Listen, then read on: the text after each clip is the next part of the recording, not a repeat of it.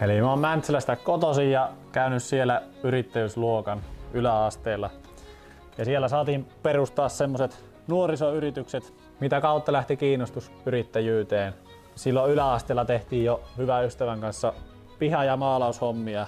Vuonna 2021 perustin kevytyrittäjyyden ja tein piha- ja maalaushommia täällä Jyväskylän ja Keski-Suomen alueella.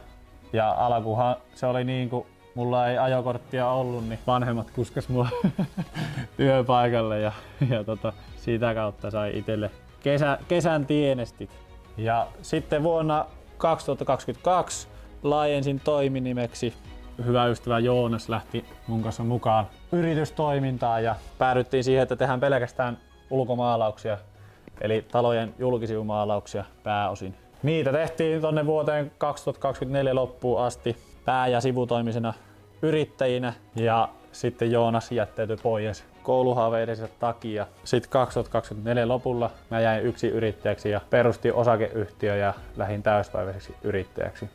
Nyt on vuosi takana täyspäiväisenä yrittäjänä. Tämä ja muutkin kesät meni erinomaisesti maalauksien osalta ja nyt syksyllä laajensin toiminnan ikkunoiden tiivistyksiin ja huoltoihin ikkuna- ja oviasennuksen kokemuksella.